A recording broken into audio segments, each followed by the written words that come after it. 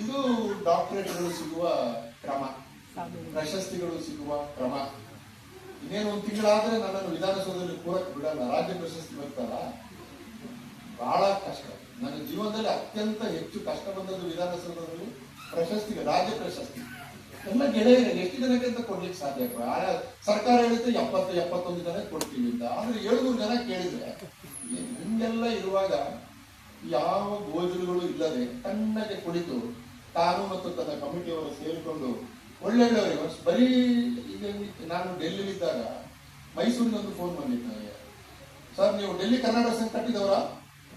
ಹೌದು ಸ್ವಾಮಿ ಅಂದೆ. ನಿಮ್ಮ ಹೆಸರೇನು ಅಂತ ಕೇಳಿದ. ಸಂಘ ಕಟ್ಟಿದವರು ಅಂತ ನನ್ನ ಹೆಸರೇ ಬಂದಿಲ್ಲ ನಿಮಗೆ. ಪುರುಷೋತ್ತಮ ಬಿಳಿಮಲೆ ಅಂದೆ. ಸರ್, ನಿಮಗೆ ಕನ್ನಡ ಟೈಗರ್ ಅಂತ ಒಂದು ಅವಾರ್ಡ್ ಕೊಡ್ತೀವಿ ಸರ್ ಮೈಸೂರು, ಕನ್ನಡ ಟೈಗರ್. ನಾನು ಇಂಥ ವಿಷಯ ಬಂದಾಗ ಸ್ವಲ್ಪ ತಮಾಷೆಯಾಗಿ, ಸಮಯ ಇದ್ರೆ, ಹೌದಾ ಕನ್ನಡ ಟೈಗರ್ ಅಂದ್ರೆ ಕನ್ನಡದ ಹುಲಿ ಕೊಡ್ತೀಯ ನನಗೆ? ಅಲ್ಲ ಸರ್, ಅದು ಅವಾರ್ಡ್, ಅದು ನೀವು ಬರಬೇಕು, ರಾಜ್ಯೋತ್ಸವ ದಿವಸ ಕೊಡ್ತೀವಿ ಹಂಗಿನಿ ಅಂತಲ್ಲ ಅಂದ. ನಾನು ಡೆಲ್ಲಿಲಿ ಬಂದು ಹೋಗೋದ್ರೆ ನನಗೊಂದು 25,000 ಖರ್ಚಾಗುತ್ತೆ. ಮೈಸೂರಿನಲ್ಲಿ ನಾನು ಉಳ್ಕೊಳ್ಬೇಕು, ಇದೆಲ್ಲ ವ್ಯವಸ್ಥೆ ಮಾಡ್ತೀವಿ. ಅವೆಲ್ಲ ಏನಿಲ್ಲ ಸರ್, ನೀವು ಬರ್ಬೇಕಷ್ಟೇ. ಅಂದ್ರೆ 25-30 ಸಾವಿರ ರೂಪಾಯಿ ಖರ್ಚು ಮಾಡಿ ಒಂದು ಕಂಪ್ಯೂಟರ್ನಲ್ಲಿ ಪ್ರಿಂಟ್ ತೆಗೆದ ಸರ್ಟಿಫಿಕೇಟ್ ಮತ್ತೆ ಒಂದು ಮಾಲೆ ಹಾಕ್ಸಿಕೊಂಡು ಹೋಗ್ಬೇಕು. ಕನ್ನಡ ಟೈಗರ್, ನಾನು ಅದನ್ನು ಕನ್ನಡ ಟೈಗರ್ ಪುರುಷೋತ್ತಮ ಬಿಳಿಮಲೆ ಅಂತ ಎಲ್ಲಿ ಹಾಕೊಂಡು ಹಿಂಗೆಲ್ಲ ಆದಾಗ ಪ್ರಶಸ್ತಿಗಳ ಮಾನ ಕಾಪಾಡುವ ಕೆಲಸ ಇದೆಯಲ್ಲ, ಅದನ್ನ ಸಿ ಕೆ ರಾಮೇಗೌಡರು ಮಾಡುತ್ತಿರುವುದಕ್ಕೆ ನಾನು ಅವರಿಗೆ ಅಭಿನಂದನೆಗಳನ್ನು ಸಲ್ಲಿಸ್ತಾ ಇದ್ದೆ. ಎರಡನೇ ಮಾತು, ಡಾಕ್ಟರ್ ರಾಜ್ಕುಮಾರ್ ಅವರು ನಿನ್ನೆ ಕಾರ್ಯಕ್ರಮ ಆಯ್ತು, ನಾವೆಲ್ಲ ರಾಜ್ಕುಮಾರ್ ಜೊತೆನೆ ಬೆಳೆದವರು. ಬಟ್ ಒಂದು ಕೆಲಸ ಅವರ ಬಗ್ಗೆ ಆಗಬೇಕಾದ್ದು ಆಗ್ತಾ ಇಲ್ಲ. ಅದು ಆಗಬೇಕು ಎಂಬುದನ್ನು ನಾನು ತೇಲಿಬಿಡು ಐಡಿಯಾ. ಮಕ್ಕಳು, ಸ್ಟೂಡೆಂಟ್ಸ್, PhD ಮಾಡೋರು ಯಾರಾದ್ರೂ ಇದ್ರೆ ತೆಕ್ಕೊಳ್ಳಿ ಅಂತ. ನಮ್ಮಲ್ಲಿ ಏನಾಗಿದೆ ಅಂದ್ರೆ sir, Kappanna sir, popular culture ಮೇಲೆ ಹೆಚ್ಚು ಸ್ಟಡಿ ಆಗಿಲ್ಲ. ಜನಪ್ರಿಯ ಸಂಸ್ಕೃತಿ ಅಂದ್ರೆ ನಮ್ಮಲ್ಲಿ ಅದು ಅಕಾಡೆಮಿಕ್ ಅದು ಅಲ್ಲ ಅಂತ ಒಂದು ನಂಬಿಕೆ ಇದೆ. ಬಹಳ ವಿದ್ವತ್ ವಲಯದಲ್ಲಿ ಚರ್ಚೆ ಮಾಡುವಂತ ವಿಷಯ ಅಲ್ಲ ಅದು. ಈಗ ಯಕ್ಷಗಾನ ಪಾಪ್ಯುಲರ್ ಕಲ್ಚರ್ನ ಭಾಗ, ಅಥವಾ ಸುಗಮ ಸಂಗೀತ ಪಾಪ್ಯುಲರ್ ಕಲ್ಚರ್ನ ಭಾಗ, ಅಥವಾ ಅನೇಕ ಸಿನಿಮಾಗಳು 100 ದಿವಸ 200 ದಿವಸ ಎಲ್ಲ ಓಡ್ತವೆ, ಪಾಪ್ಯುಲರ್ ಕಲ್ಚರ್ನ ಭಾಗ. ಈ ಪಾಪ್ಯುಲರ್ ಕಲ್ಚರ್ ಏನ್ ಮಾಡ್ತದೆ ಅಂತಂದ್ರೆ, ನಾವು ಸಾಮಾನ್ಯವಾಗಿ ಕಟ್ಟಿಕೊಂಡು ಬಂದ ನಂಬಿಕೆಗಳನ್ನ ಜನಪ್ರಿಯ ಸಂಸ್ಕೃತಿ ಒಡಿತದೆ. ಹೆಂಗೆ ಒಡಿತದೆ ಅಂತಂದ್ರೆ, ಅದರ ಬಗ್ಗೆ ಯೋಚನೆ ಮಾಡ್ತಾ ಮಾಡ್ತಾ ಹೋದಾಗ ನಮಗೆ ಸಮಾಜದ ಒಂದು ಹೊಸ ಚಿತ್ರ ಸಿಗಲಿಕ್ಕೆ ಶುರುವಾಗ್ತದೆ. ಆದ್ರೆ ನಾವು ನಮ್ಮ ಅಧ್ಯಯನ ಕ್ರಮದಲ್ಲಿ, ಅಕಾಡೆಮಿಕ್ ವಲಯದಲ್ಲಿ, ವಿಶ್ವವಿದ್ಯಾಲಯದಲ್ಲಿ, ಅಫ್ಕೋರ್ಸ್ ರಾಜ್ಕುಮಾರ್ ಪೀಠ ನಿನ್ನೆ ಮಾಡಿದ ಒಂದು ವಿಶೇಷವಾದ ಕೆಲಸ ಅದು. ಅದಕ್ಕೆ ನಾನು ಅವರಿಗೆ ವಿಶ್ವವಿದ್ಯಾಲಯಕ್ಕೆ ನನ್ನ ಅಭಿನಂದನೆ ಕೂಡ ಸಲ್ಲಿಸ್ತಿದ್ದೇನೆ. ಆದ್ರೆ ಸಾಮಾನ್ಯವಾಗಿ ಅಕಾಡೆಮಿಕ್ ಕ್ಷೇತ್ರದಲ್ಲಿ ಪಾಪ್ಯುಲರ್ ಕಲ್ಚರ್ ಬಗ್ಗೆ ಮಾತಾಡ್ಲಿಕ್ಕಿಲ್ಲ. ಈಗ ನಾವು ಸಿನಿಮಾದ ಬಗ್ಗೆ, ಗಿರಿಜಾ ಮೇಡಮ್ಗೆ ಗೊತ್ತಿದೆ, ನಾವು ಸಿನಿಮಾದ ವಿಷಯಕ್ಕೆ ಬಂದಾಗ ಅಕಾಡೆಮಿಕ್ ವಲಯದಲ್ಲಿ ಮಾತಾಡೋದು ಸೋಮನಂದನಿ, ಘಟಶ್ರಾದ್ದ, ಆ ತರದ ಅಂದ್ರೆ ಕಲಾತ್ಮಕ ಫಿಲ್ಮ್ಗಳ ಬಗ್ಗೆ ಹೆಚ್ಚು ಮಾತಾಡಬೇಕು. ಯಾಕಂದ್ರೆ ಅದಕ್ಕೆ ಅವಾರ್ಡ್ ಬಂದಿದೆ, ಅಥವಾ ಅವಾರ್ಡ್ ಬರುವಾಗಲೂ ಕೂಡ ಅದರ ಕ್ರೈಟೀರಿಯಾ ಯಾವುದಂದ್ರೆ ಆರ್ಟ್ ಫಿಲ್ಮ್ಗಳು ಮಾತ್ರ. ಪಾಪ್ಯುಲರ್ ಫಿಲ್ಮ್ಗಳು ಯಾಕೆ ಅವಾರ್ಡ್ಗಳಿಗೆ ಎಡೆ ಆಗುದಿಲ್ಲ? ನೀವೆಲ್ಲ ನೋಡೋದು ಪಾಪ್ಯುಲರ್ ಫಿಲ್ಮ್, ನಾನು ಈಗಲೂ ಕೂಡ ನೋಡೋದು ಪಾಪ್ಯುಲರ್ ಫಿಲ್ಮ್. ಒಬ್ಬ ಹೀರೋ 30 ಜನಕ್ಕೆ ಹೊಡಿತಾನಂದ್ರೆ ನಾನು ಕಣ್ಣು ಬಿಟ್ಟು ನೋಡ್ತೀನಿ ಆ ಸಿನಿಮಾ. ನನಗೆ ಹೊಡಿಲಿಕ್ಕೆ ಆಗುದಿಲ್ಲ, ನನ್ನ ಪರವಾಗಿ ಒಬ್ಬ ಹೊಡಿತಾ ಇದ್ದಾನಲ್ಲ.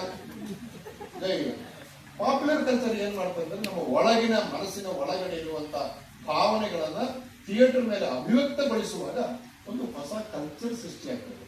ಈ ಕಲ್ಚರ್ ಬಗ್ಗೆ ನಮ್ಮಲ್ಲಿ ಹೆಚ್ಚು ಅಧ್ಯಯನ ಆಗಿಲ್ಲ. ಒಂದು ಉದಾಹರಣೆ ಹೇಳ್ತೇನೆ, ಹೆಚ್ಚು ಉದ್ದ ಮಾತಾಡೋದು. 1970 ನನ್ನ ಊರು ತುಂಬಾ ಹಳ್ಳಿ. ಅದು ತುಂಬಾ ಹಳ್ಳಿ ಅಂದ್ರೆ ನಿಮಗೆ ನಿರೀಕ್ಷೆ ಮಾಡ್ಲಿಕ್ಕೆ ಸಾಧ್ಯ ಇಲ್ಲ. ಬಂಟಮಲೆ ಅಂತ ಅಲ್ಲಿ ಸಿನಿಮಾ ಏನಿರಲಿಲ್ಲ. ಸಿನಿಮಾದ ಬಗ್ಗೆ ಒಳ್ಳೆ ಅಭಿಪ್ರಾಯ ಕೂಡ ಇಲ್ಲದ ಒಂದು ಊರು. ಸಿನಿಮಾ ಅಲ್ಲಿ ಯಾವುದೋ ಒಂದು ಪೇಪರ್, ಉದಯವಾಣಿ ವಾರಕ್ಕೊಂದ್ಸರಿ ಬಂದ್ರೆ ಅದರಲ್ಲಿ ಅರ್ಧ ಬಟ್ಟೆ ಹಾಕಿರುವ ಒಂದು ಚಲನಚಿತ್ರ ನಟಿಯ ಚಿತ್ರ, ಅರ್ಧ ಬಟ್ಟೆ ಹಾಕಿಕೊಂಡು ಆಮೇಲೆ ಹುಡುಗರು ತಪ್ಪಿಕೊಂಡು ಸಿನಿಮಾ ಕಲ್ಚರ್ ಅದು. ಆದ್ರೆ ಅದು ನನ್ನ ಊರಿಗೆ ಬಂದಾಗ ಅದು ಒಳ್ಳೆ ಕಲ್ಚರ್ ಅಲ್ಲ. ಹಾಗಾಗಿ ನಮ್ಮ ಅಪ್ಪ ಅಮ್ಮ ನಮ್ಮನ್ನು ಸಿನಿಮಾ ನೋಡಬಾರದು ಅಂತ ನಿಯಂತ್ರಿಸಿದ್ರು. ಸಿನಿಮಾ ನೋಡಿದ್ರು ಕೆಟ್ಟ ಹೋಗುತ್ತಿತ್ತು, ಯಕ್ಷಗಾನ ನೋಡಿದ್ರು ಕೆಟ್ಟ ಹೋಗ್ತಿತ್ತು, ಸಿನಿಮಾ ನೋಡಿದ್ರು ಕೆಟ್ಟ ಹೋಗ್ತಿತ್ತು. ಇದು ಇತ್ತು. ಅಂತ ಒಂದು ಕಾಲಘಟ್ಟದಲ್ಲಿ ಸುಬ್ರಹ್ಮಣ್ಯ, ನೀವು ಕೇಳಿ, ಕುಕ್ಕೆ ಸುಬ್ರಹ್ಮಣ್ಯದ ಹತ್ರ ಟೆಂಟ್ ಆಟ ಬರ್ತಾರೆ. ಕುಕ್ಕೆ ಸುಬ್ರಹ್ಮಣ್ಯನ ಕೈ ಮುಗಿಲಿಕ್ಕೆ ನಮ್ಮ ಅಪ್ಪ ಅಮ್ಮ ಎಲ್ಲ ಹೋಗಬೇಕು. ನಾನು ಹೇಳಿದೆ, ಅಪ್ಪ ಅಮ್ಮ ಒಂದು ಸಿನಿಮಾ ನೋಡುವ. ಅವ್ರಿಗೆ ಒಂದು ಇದು ಏನು ಪ್ರಭಾತ ಸಭಾ ಶೆಡ್ಯೂಲ್ ಹೊಡೆದಾಗ ದೇವಸ್ಥಾನಕ್ಕೆ ಬಂದು ಸಿನಿಮಾ ನೋಡ್ದ.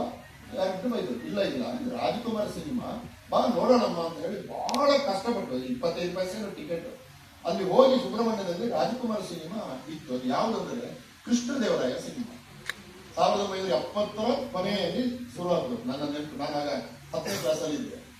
ನಮ್ಮ ಅಪ್ಪ ಅಮ್ಮ ಎಷ್ಟು ಇಂಪ್ರೆಸ್ ಆಯ್ತು ಅಂತಂದ್ರೆ, ಸಿನಿಮಾ ಅಂದ್ರೆ ಒಳ್ಳೇದುಂಟು, ನೀನು ನೋಡ್ಬೋದು ಮಗ ಅಂತ ಹೇಳಿದ್ರು.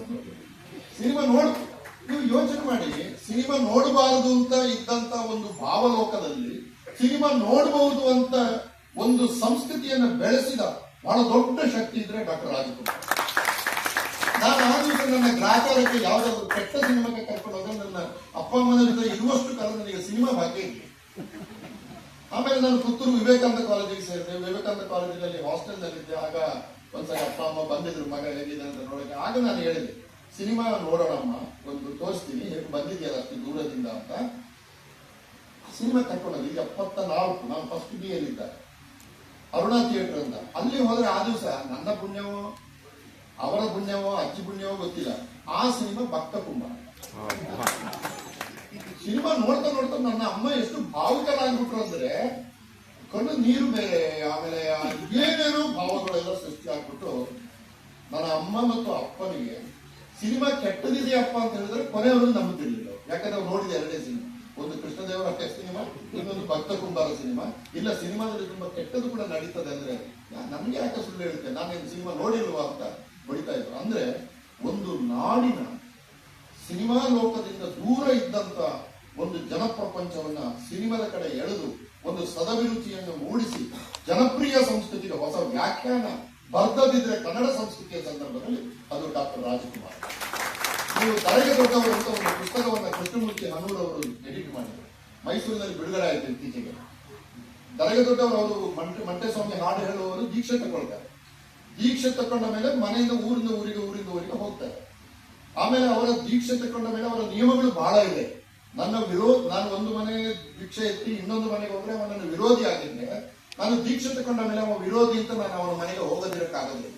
ಎಷ್ಟು ಬ್ಯೂಟಿಫುಲ್ ಆಗಿದ್ರು. ನಾನು ಅಲ್ಲಿ ದೀಕ್ಷೆ ಎತ್ತಲೇಬೇಕು, ಕೊಡುದು ಬಿಡುದು ಅವರಿಗೆ ಬಿಟ್ಟದ್ದು. ಆದ್ರೆ ಇವ ಅನ್ಯಾಯ ಮಾಡಿದ್ದಾರೆ ನನಗೆ, ಇವ ನನ್ನ ದ್ವೇಷಿ, ಆ ತರದ ಇವನಿಗೆ ಹೋಗುದಿಲ್ಲ, ನಾನು ಆ ಮನೆಗೆ ಹೋಗ್ತೀನಿ ಅಂತ ಮಾಡೋ. ಇದನ್ನೆಲ್ಲ ಹೇಳಿ ಅವ್ರಿಗೆ ದುಡ್ಡು ಸಿಗ್ತದಲ್ಲ, ಅವರು ವಾರದ ಕೊನೆಗೆ ಈ ದೀಕ್ಷೆಯವರು ಮಾಡುತ್ತಿದ್ದಂತ ಕೆಲಸ ಎಲ್ಲಾದ್ರೂ ಚಾಮರಾಜನಗರ, ಮೈಸೂರು ಕಡೆ ಟೆಂಟ್ ನಲ್ಲಿ ರಾಜಕುಮಾರ್ ಸಿನಿಮಾ ಇದ್ರೆ ಹೋಗಿ ನೋಡುದು.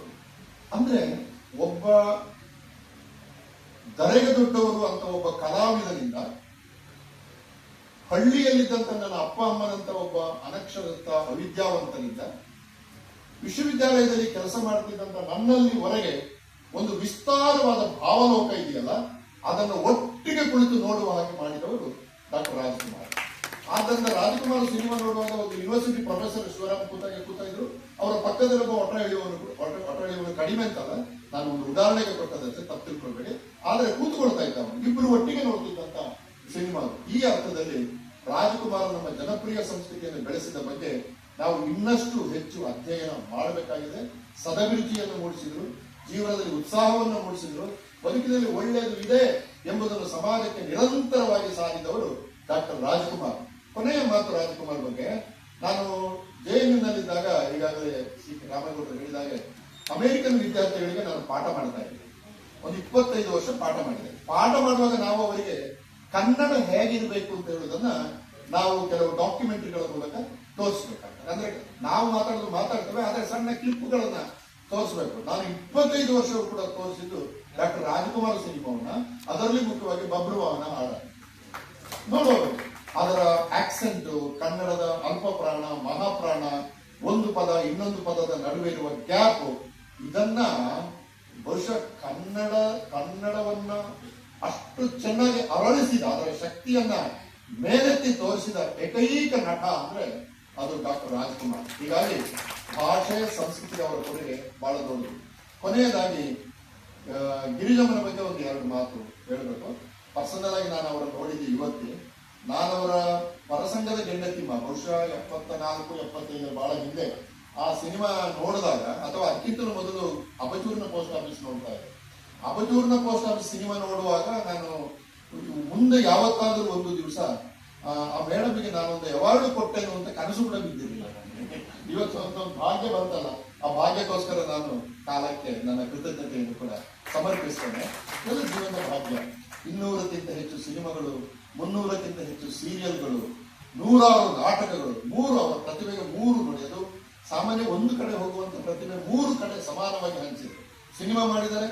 ಮತ್ತು ಯಾಕೆ ಮೇಡಮ್ ನನ್ಗೆ ಬಹಳ ಮುಖ್ಯ ಆಗ್ತದೆ ಅಂತಂದ್ರೆ, ಅವರು ಯಾವ ಸಿನಿಮಾಗಳಲ್ಲೆಲ್ಲ ಅಭಿನಯಿಸಿದಾರೋ, ಎಸ್ಪೆಷಲಿ ಸಾಹಿತ್ಯ ಕೃತಿಗಳನ್ನು ಅಭಿನಯಿಸಿದಾರೋ, ಆ ಸಾಹಿತ್ಯ ಕೃತಿಗಳು ಕನ್ನಡ ಲೋಕದಲ್ಲಿಯೂ, ಕನ್ನಡ ಸಾಹಿತ್ಯ ಲೋಕದಲ್ಲಿಯೂ ಕೂಡ ಪ್ರಖ್ಯಾತವ. ಉದಾಹರಣೆಗೆ ಭುಜಂಗಯ್ಯನ ದಶಾವತಾರ, ಅಬಜೂರಿನ ಪೋಸ್ಟ್ ಆಫೀಸು, ಇದೆಲ್ಲ ಏನು ಕನ್ನಡ ಸಾಹಿತ್ಯ ಲೋಕದಲ್ಲಿ ನಾವು ವಿಮರ್ಶೆ ಯಾವ ಮಾನದಂಡದಿಂದ ನೋಡಿದ್ರು ಕೂಡ ಉತ್ಕೃಷ್ಟವಾದ ಕೃತಿಗಳು.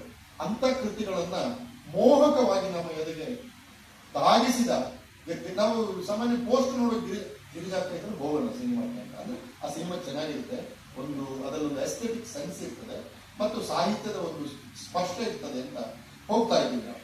ಹಾಗಾಗಿ ಸಿನಿಮಾಕ್ಕೆ ಗಾಂಭೀರ್ಯವನ್ನು ತಂದುಕೊಟ್ಟವರು ಕಿರುತೆರೆಯಲ್ಲಿ ತುಂಬಾ ಜನಪ್ರಿಯರಾಗಿದ್ದಾರೆ. ಅದಕ್ಕಿಂತಲೂ ಹೆಚ್ಚಾಗಿ ಕಪ್ಪಣ್ಣ ಇಲ್ಲಿ ಇರುವುದರಿಂದ ಹೇಳ್ಬಾರ್ದು ಗೊತ್ತಿಲ್ಲ, 1975ರಿಂದ 85, 90ರವರೆಗೆ ಅದು ನನ್ನ ಪ್ರಕಾರ ಕನ್ನಡ ನಾಟಕ ಲೋಕದ ಸುವರ್ಣ ಯುಗ. ಅದರಲ್ಲಿ ಬಿ ವಿ ಕಾರಂತಂದು ಕೆಲಸ ಮಾಡ್ತಾ ಇದ್ರು, ಆಮೇಲೆ ಗಿರೀಶ್ ಕಾರ್ನಾಡ್ ಕೆಲಸ ಮಾಡ್ತಾ ಇದ್ರು, ಕಪ್ಪಣ್ಣ ಕೆಲಸ ಮಾಡ್ತಾ ಇದ್ರು.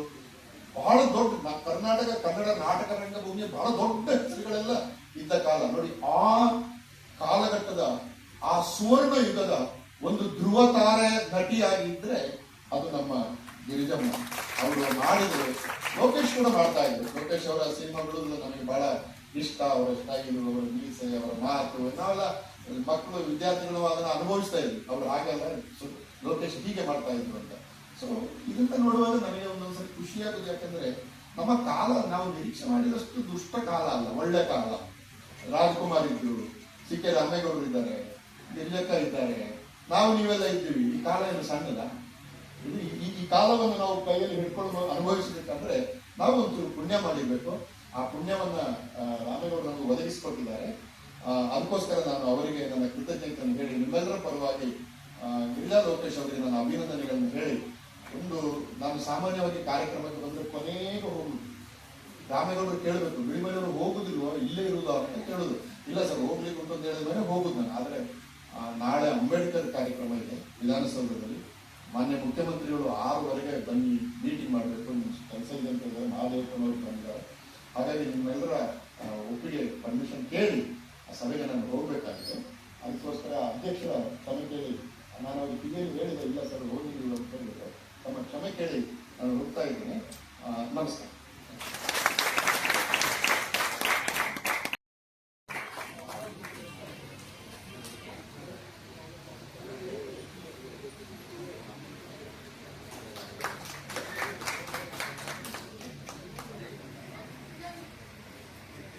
ಧನ್ಯವಾದಗಳು ಡಾಕ್ಟರ್ ಪುರುಷೋತ್ತಮ.